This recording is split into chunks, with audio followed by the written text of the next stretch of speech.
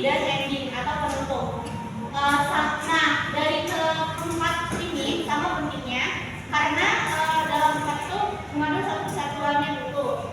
Sebuah model penulisan blog juga dapat mempertahankan daya tarik cerita, mulai dari awal hingga akhir, sehingga membuat cerita selalu menarik dan penuh dengan kejutan. Selanjutnya, sementara model gentong ini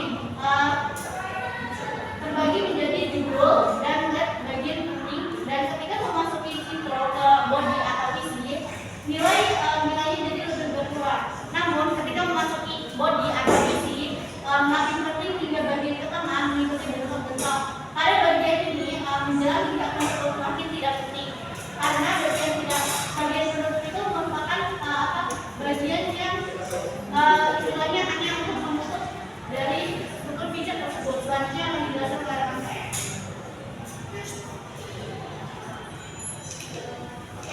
Selanjutnya adalah judul. Jadi struktur pijat ini ada beberapa tahapan. Yang pertama tentunya kita menentukan judul. Pijat itu kan berisi tentang berita. Jadi buatlah judul atau mengenai hal-hal yang menarik gitu. Dari judulnya agar dibaca juga bisa senang.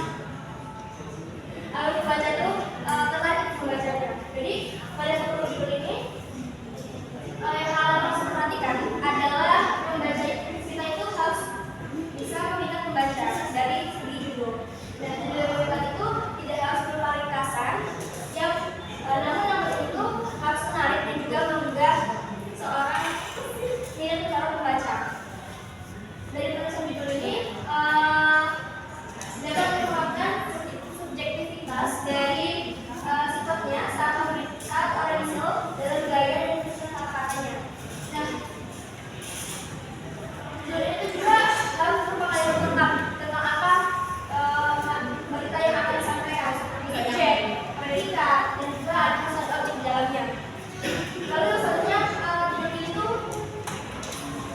tak perlu tegas menyatakan maksud utama penulis dan tegas menyatakan makna untuk arti ganda. Jadi dalam judul ini kita tuh gak boleh atau tidak dianjurkan untuk menggunakan makna yang ganda, karena dari judul sendiri itu harus tegas mencakup tiga objek, mencakup tiga aspek, yaitu subjek, predikat, dan objek.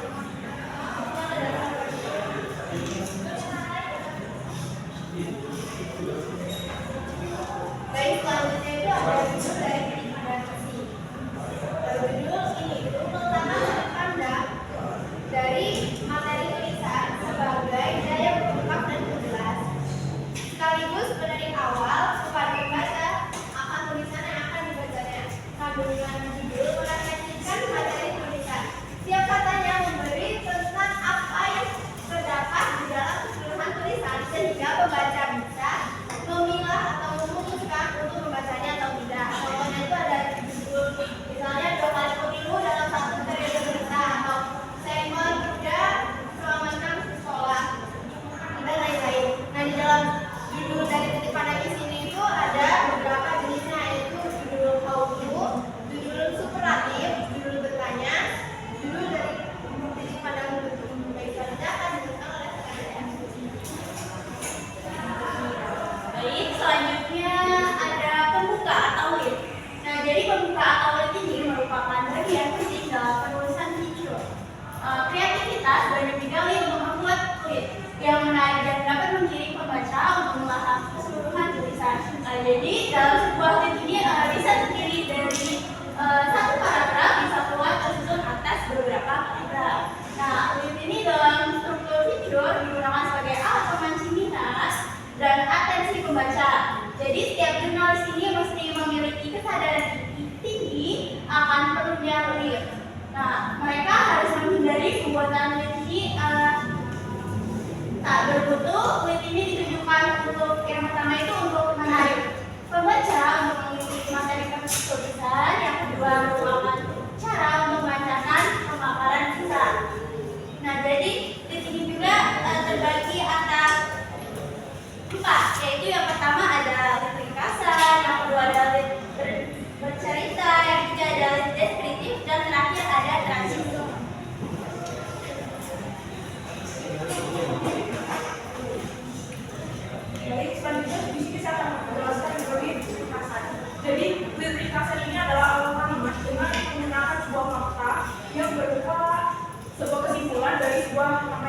kecewa. Selanjutnya yang kedua itu adalah bercerita. Trik ini paling disukai menulis fiksi, novel atau cerita pendek. Tekniknya adalah dengan menciptakan suatu suasana dan memberikan pedoman jadi tokoh utama. Hasilnya pendengar akan merasakan kehidupan jalan cerita yang dipasang tentang seorang yang telah bosan di padang pasir atau suasana seram ketika sudah bercerita tentang sesuatu yang menakutkan. Yang ketiga adalah original ceritakan korban dalam pikiran pendengar atau mampu membangkitkan state of mind dan tokoh ini yang menampilkan trauma atau hubungan interest. Nah, dari selanjutnya akan memberikan apa?